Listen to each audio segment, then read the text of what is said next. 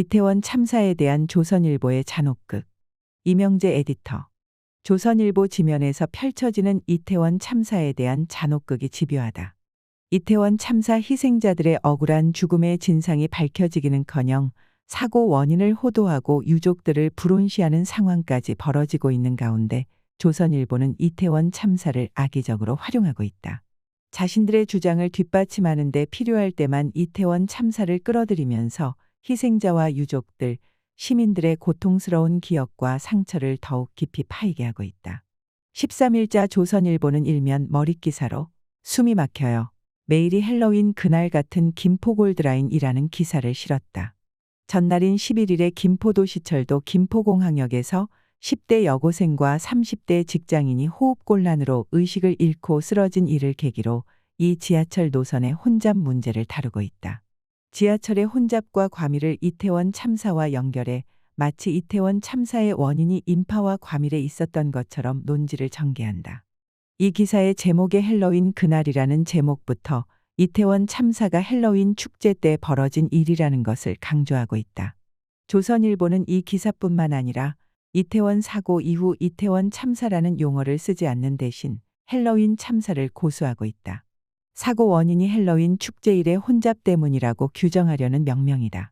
명명에서부터 이태원 참사의 성격과 원인을 비틀고 있는 것이다. 이 기사는 생활 속 인파 사고 위험은 여전하다 고 쓰고 있다. 이태원 참사가 늘 일어날 수 있는 생활 속의 인파 밀집에 따른 사고라는 논리다. 참사의 진상을 밝히고 책임을 규명하는 것에 대해서는 주목하지 않는 이 신문이 이태원 참사를 거론하는 것은 이같이 이태원 참사를 활용할 때다. 이태원 참사 원인을 다른 데로 돌리기 위해서다.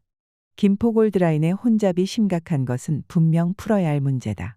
이 노선을 이용하는 출퇴근길 승객은 하루 평균 280명으로 최다 수송 인원의 2배 이상이라고 한다.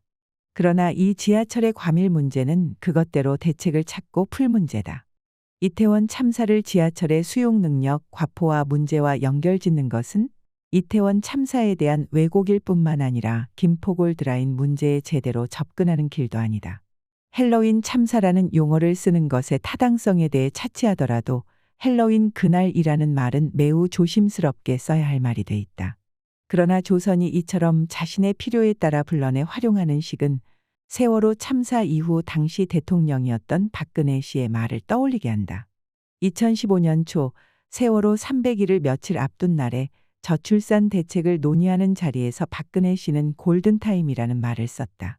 세월호 참사 이전에는 재난 전문가들만 아는 용어였을 뿐 세월호 참사 이후 많은 국민들에게 거의 범용어가 돼 있는 골든타임이란 말이었지만 세월호의 아픈 기억과 겹치는 그 말은 본래의 그 말의 뜻과는 다른 특별한 의미가 부여돼 있었다.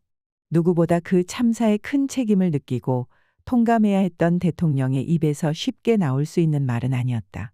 세월호에서 300여 명의 목숨, 특히 어린 생명들을 구해내지 못했다는 비통함을 눈물로 표했던 대통령으로선 그 말을 고통 없이, 참담함 없이, 처절한 자책 없이는 쓸 수 없었던 말이다. 그러나 당시 박 씨의 말에서 그 같은 고통과 자책을 찾아볼 수는 없었다. 조선일보의 13일 보도엔 또 다른 이유가 있었다.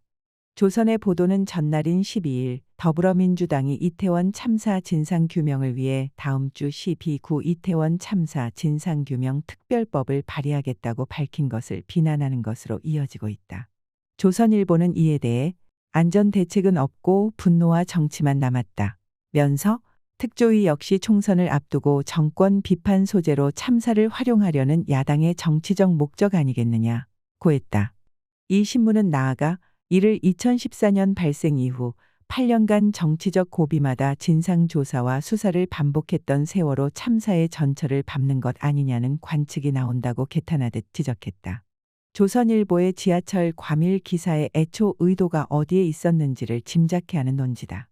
이태원 참사 조사가 거듭 필요하고 특별법이 나오게 됐는가에 대해 조선일보가 모르지는 않을 것이다.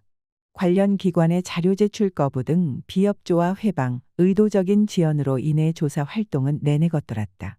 그것이 이 신문이 쓴 대로 55일간 실시한 국회 국정조사를 종료한 지 석 달 만에 특별법 발의가 나오게 된 이유다.